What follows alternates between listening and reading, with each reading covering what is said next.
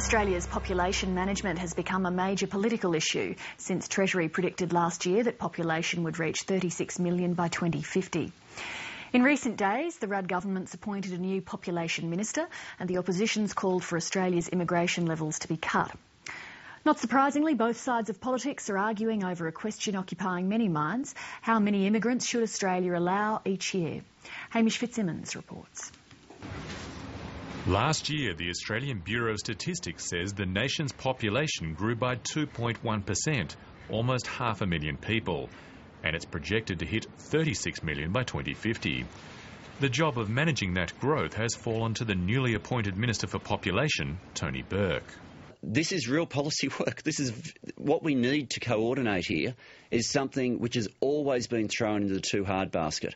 The ABS figures estimate 290,000 migrants arrived last year, but that's too many for the opposition.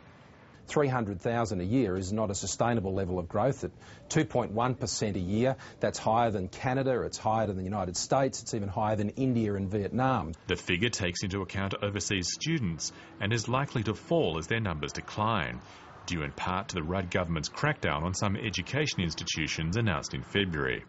That figure is an aberration because it largely reflects the huge surge in overseas student numbers over the past few years, most of whom are still here, that is, haven't gone home, so we've got a very high plurality of arrivals over departures amongst overseas students. The government's current permanent migration program is around 180,000, and while it's historically high, the peak business lobby says it's necessary.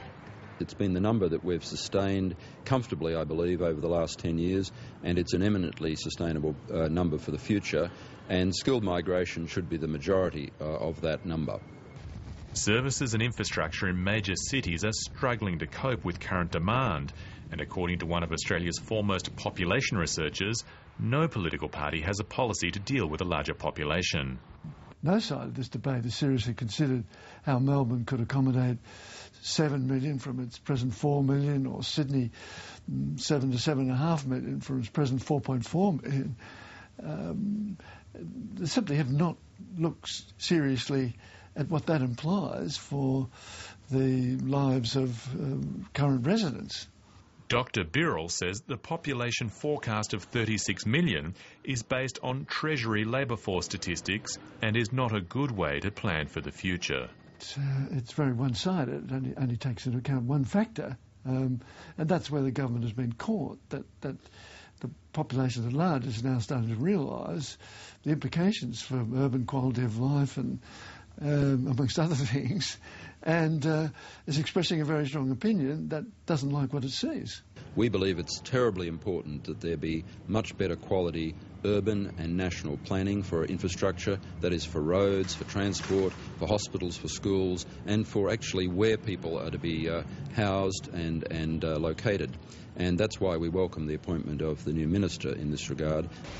The new Population Minister, Tony Burke, is due to release a population strategy in about 12 months. Hamish Fitzsimmons, Lateline.